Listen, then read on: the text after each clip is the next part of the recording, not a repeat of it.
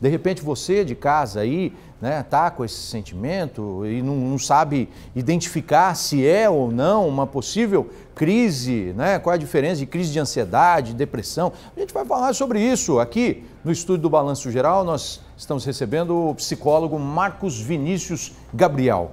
Muito boa tarde. Boa tarde, Sandro. Obrigado. Principalmente buscando aí identificar. A gente viu alguns sintomas, né? Mas como prevenir isso daí? Quando que a gente sabe que vai acontecer? Pois é, essa é uma questão muito contextual, assim, Entendi. né?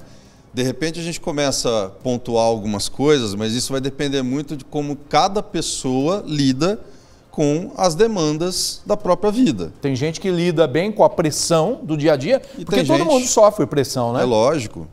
Pressão hoje em dia é quase que arroz com feijão da vida, né? Estudante sofre, o profissional que está trabalhando, o cantor, o famoso, o pai de família, Exatamente. a mãe que tem, de repente, muitos filhos, não é verdade, para Uma cuidar? conta que chega e você não tem, ela é para você, esse boleto ele é para amanhã e você ainda não tem a Pode- resolução daquilo. pode Então gerar você, uma crise de É ansiedade? lógico, você pode entrar, você pode ter um ataque de pânico por conta disso, né? Mas então assim, eu estava explicando para vocês, isso vai depender de uma conjuntura de fatores. E eu começo explicando da seguinte forma. Há 3 fatores que são principais para as pessoas começarem a se atentar, já que você tocou no assunto de sintomas. Visão de mundo, ou seja, a maneira como você se enxerga no mundo. As suas crenças, seus valores, seus princípios, aquilo que você acredita, aquilo que você não acredita, e como você lida com as situações no dia a dia. Segunda coisa, o seu jeito de ser. Há algumas pessoas que naturalmente têm um jeito de ser acelerados, né? São pessoas que estão vivendo já numa aceleração muito grande. Por que você não pode diminuir um pouco essa maneira acelerada de ser e começar a lidar com as coisas pensando de uma maneira mais contextual naquilo que você vai fazer? Agora, se você embarca, se você está sujeito às situações e não coordena as situações passam a comandar você. E aí você perde o seu jogo de cintura. E aí começa a desesperar, começa a perder um pouco a noção sobre as coisas e as coisas vão entrando em outro ritmo. E a terceira coisa, que é extremamente importante, é o estilo de vida da pessoa. Alguns estilos de vida contribuem para essa crise de ansiedade. Quais são?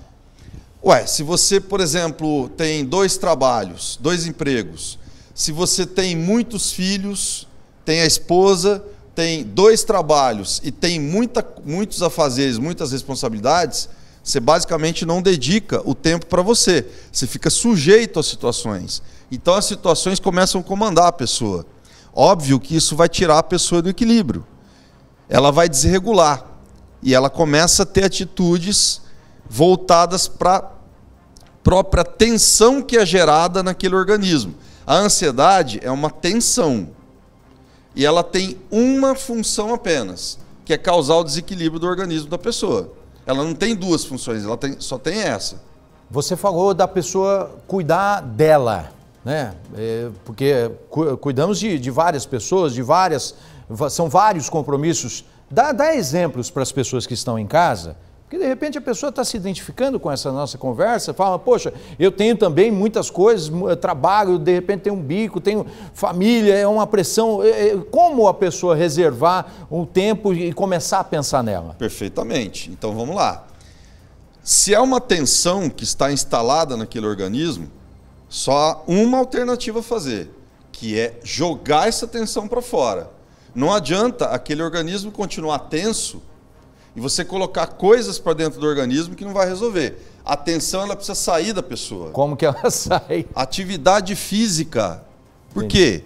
Porque a pessoa vai se movimentar, vai transpirar, vai fazer trocas gasosas e vai jogar essa tensão para fora.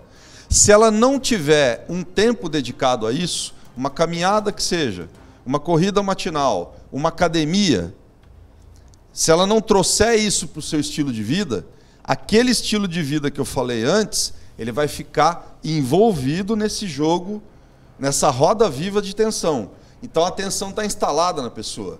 Então ela vai proliferar hoje, amanhã, depois e vira um círculo intermitente. Então você precisa tirar a tensão. Isso é uma coisa extremamente importante falar para o telespectador, porque muitas pessoas têm a crença de que tomando medicamento para ansiedade, eu vou conseguir resolver a parada. Eu vou atenuar os sintomas da ansiedade, mas a tensão continua instalada no organismo. Então não adianta. Muitas vezes a pessoa vai também através da bebida, né? Exato, que é outra enganação. Não. Só piora. O teu organismo, ele está querendo que você coloque a coisa para fora, a tensão para fora. Você está dando coisa para dentro. Não vai funcionar. Vai camuflar a situação. Vai dar, digamos assim, uma ideia de que conseguiu engavetar a tensão, mas ela não saiu da pessoa. Então amanhã eu volto no ciclo de novo. Depois de amanhã, a mesma coisa. Então você precisa tirar essa tensão da pessoa. Lazer também ajuda? Maravilha. Uma pescaria, né? Claro, alivia, ajuda. Começa a mudar um pouco a configuração da pessoa. Então, por isso que eu estou falando, você precisa dedicar um bom tempo das suas 24 horas no dia para você. Se você ficar muito sujeito aos afazeres, você embarca nessa e os afazeres começam a comandar a sua vida. Você perde o equilíbrio. A ansiedade pode ser um gatilho, por exemplo, da depressão? Ou não? É um gatilho de depressão. Pessoas depressivas, muitas vezes, estão tensas, estão ansiosas e angustiadas. Então você começa a juntar todos esses fatores para culminar naquilo que a gente chama de transtorno depressivo.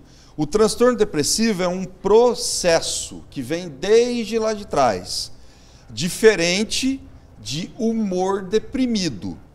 Estar deprimido é diferente de estar depressivo. São duas coisas diferentes. O humor deprimido, hoje eu acordei com humor deprimido, mas amanhã eu estou bem de novo. Então não é depressão. Depressão é um transtorno que vem desde lá de trás. E geralmente essas pessoas com transtorno depressivo, elas naturalmente são muito tensas e ansiosas. Então você precisa trabalhar a ansiedade para começar a trabalhar a depressão também. Porque isso vai se tornando uma cadeia de situações no sujeito. E depois ele perde completamente a noção do que fazer quando a situação já está crônica. Correto. Entendeu? Se organizar na vida, né? Olhar Exato. amplamente, né? Aqueles 3 fatores que eu te falei, visão de mundo, jeito de ser e estilo de vida, a pessoa precisa fazer uma revisão sobre isso, porque esses 3 fatores já podem estar muito envolvidos no processo de ansiedade. A maneira como você pensa, que é a visão de mundo, há pensamentos que são chamados de pensamentos ansiogênicos, que são pensamentos, eu estou aqui hoje, mas eu estou pensando amanhã. Entendeu? Esse pensamento do amanhã me desconcentra, me tira do eixo, do equilíbrio. Então, fazer uma revisão sobre isso. Outra coisa é o jeito de ser. Há pessoas que naturalmente são ansiosas. Sim. Eu preciso fazer uma revisão nesse meu jeito de ser.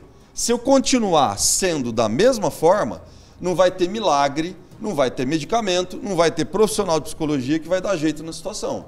Correto. Isso está na pessoa. Ela precisa começar a mudar seu jeito de ser. E a terceira coisa é o estilo de vida. Alguns estilos de vida contribuem para isso. Né? Vamos mudar, né? Vamos evitar isso daí, com Se certeza. a pessoa não fizer essa revisão interna, ela vai continuar tensa e a ansiedade está instalada lá. Tá certo. Serve aí de alerta para todo mundo, porque pode cometer qualquer um, não é verdade? Exatamente. Muito obrigado, viu? Obrigado, eu que agradeço. Valeu, Marcos.